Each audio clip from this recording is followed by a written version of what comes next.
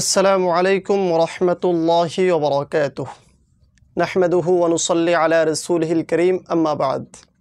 সম্মানিত দর্শক মণ্ডলী, আজ আমরা আমাদের জীবন ঘনিষ্ঠ গুরুত্বপূর্ণ একটি রাসূলুল্লাহ সাল্লাল্লাহু আলাইহি ওয়াসাল্লামের হাদিস নিয়ে আলোচনা করব ইনশাআল্লাহ। হাদিসটি বুখারী শরীফের 6871 নম্বর এবং মুসলিম শরীফের 88 নম্বর হাদিস। বুখারী এবং মুসলিম একযোগে বর্ণনা করেছে। বুখারীর 6871, মুসলিমের শুধু 88 নম্বর হাদিস। হাদিসটি আল্লাহর নবী সাল্লাল্লাহু আলাইহি ওয়াসাল্লামের একজন বিখ্যাত সাহাবী হযরতে আনাস ইবনে মালিক রাদিয়াল্লাহু তাআলা আনহু থেকে বর্ণিত। হযরত আনাস ইবনে মালিক বলেন, রাসূলুল্লাহ সাল্লাল্লাহু আলাইহি ওয়াসাল্লাম আকবারুল কাবাইর, কবিরা গুনাহের মধ্যে সর্ববৃহৎ কবিরা গুনাহের আলোচনা করেছেন।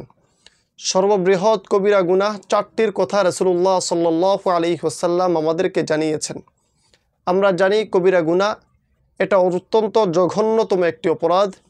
এই অপরাধের মধ্যে সবচেয়ে বড় অপরাধ, সবচেয়ে বড় কবিরা গুনাহ হলো 4টি। 1 নম্বর, আল ইশরাকু বিল্লাহ, আল্লাহর সাথে কাউকে শিরিক করা। আমরা জানি শিরিক এমন এক অপরাধের নাম যে অপরাধ আল্লাহ তাআলা হাশরের ময়দানে ক্ষমা করবেন না। এছাড়া অন্যান্য সকল অপরাধ আল্লাহ চাইলেই ক্ষমা করে দিবেন। এ ব্যাপারে কোরআন শরীফে আল্লাহ তাআলা স্পষ্ট ঘোষণা দিয়েছেন। 2 নম্বর, ওয়াকাতুলুন নাফসি, অন্যায়ভাবে মানুষকে হত্যা করা, অন্যায়ভাবে মানুষকে নিঃশেষ করে দেওয়া, পৃথিবী থেকে বিদায় করে দেওয়া। এটা জঘন্যতম এক অপরাধের নাম।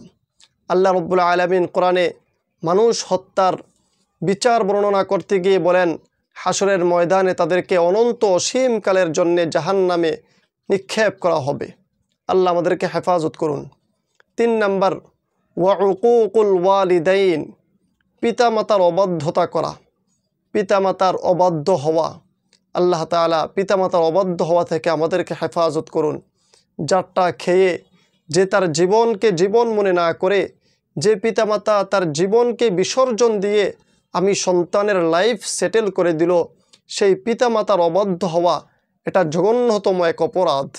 আল্লাহ তাআলা আমাদেরকে হেফাজত করুন। 4 নম্বর, ওয়াকাউলুজ জুর আও শাহাদাতুজ জুর, মিথ্যা কথা বলা অথবা মিথ্যা সাক্ষী দেওয়া। মিথ্যা কথা বলা এটাও অনেক বড় এক অপরাধ, যে মিথ্যার মাধ্যমে আমরা আমাদের জীবনের অনেক গুনাহ করে থাকি। এই মিথ্যা এমন এক অপরাধ যার ফলে আমাদের সাথের যে ফেরেশতা মিথ্যার দুর্গন্ধে তারা বহুদূর আমাদের কাছ থেকে চলে যায়। আল্লাহ তাআলা মিথ্যা কথা থেকে আমাদেরকে হেফাজত করুন, আমিন। যেই 4টি আলোচনা করলাম, 1 নম্বর শিরিক করা, 2 নম্বর অন্যায়ভাবে মানুষ হত্যা করা, 3 নম্বর পিতামাতার অবাধ্য হওয়া, 4 নম্বর মিথ্যা কথা বলা অথবা মিথ্যা সাক্ষী দেওয়া। এই 4 অপরাধ থেকে আল্লাহ তাআলা আমাদেরকে বিরত থাকার তৌফিক দান করুন। ওয়ামা আলাইনা ইল্লাল বালাগ। ওয়াসসালামু আলাইকুম ওয়া রাহমাতুল্লাহি ওয়া বারাকাতুহু।